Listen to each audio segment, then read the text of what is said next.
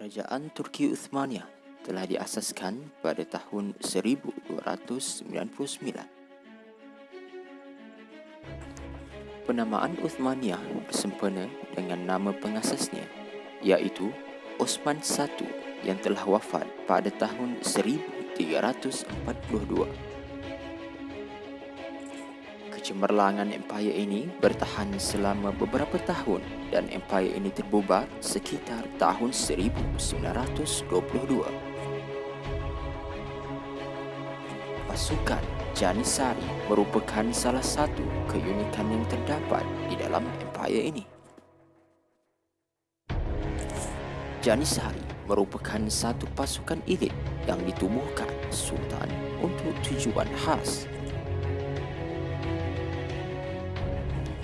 Akan tetapi, pasukan ini telah dibubarkan pada tahun 1826 disebabkan oleh ketamakan, harta serta kuasa yang membutakan mereka daripada mengikut jalan yang sebenar. Pasukan Janissary terbentuk pada tahun 1365 oleh Sultan Murad I. Antara sebab penubuhan pasukan Janissary adalah kerana berlakunya penyalahgunaan kuasa dalam kalangan tentera Orhan dan wujudnya ketidaksetiaan kepada Sultan. Tentera Janissary dipilih melalui sistem pencet uklemik, iaitu sistem pertama yang diperkenalkan dan dipraktikkan pada era Sultan Murad I sehingga pada era Fatih Sultan Mehmed II. Cara yang kedua dalam memilih pasukan tentera Janissary adalah melalui sistem Derwisman yang dibentuk semasa pemerintahan Sultan Yildirim Beyazid.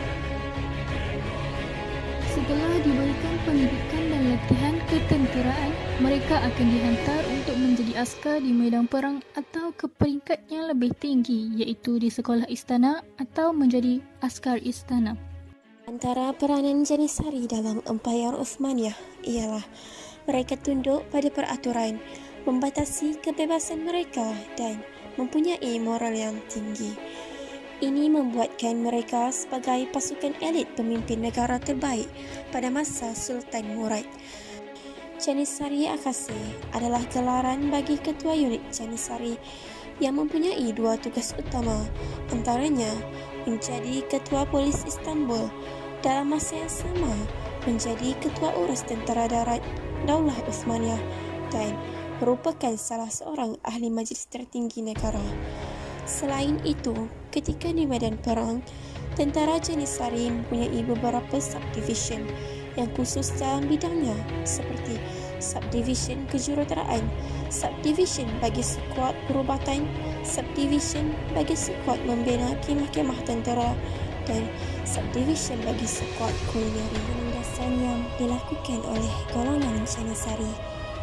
Janissary tidak ubah seperti parasit yang mendatangkan banyak kerugian dan kemusnahan.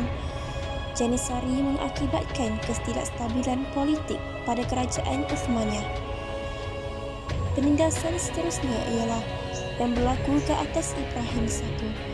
Baginda telah dihukum gantung oleh Janissary atas alasan baginda cuai dalam medan perang yang membawa kekalahan besar kepada Uthmaniyah. Janissary juga pernah bertindak melakukan penindasan terhadap rakyat. Mereka melakukan pemerasan, rompakan serta bermacam-macam jenayah terhadap rakyat Uthmaniyah sendiri. Setelah melalui beberapa zaman pemerintahan, unit tentera ini diberi kuasa berpolitik dan sistem pemilihan untuk pasukan elit ini menjadi semakin longgar. Berikutan dari itu, bermulalah korupsi dalam sistem ketenteraan Uthmaniyah. Setiap sultan yang menaiki takhta akan bertahan lama jika mengikut apa sahaja yang dikehendaki oleh pasukan Janissary.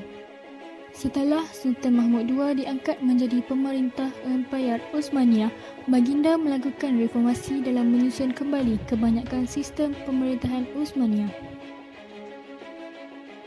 Penentangan terhadap sistem reformasi semakin memuncak pada zaman Sultan Mahmud II.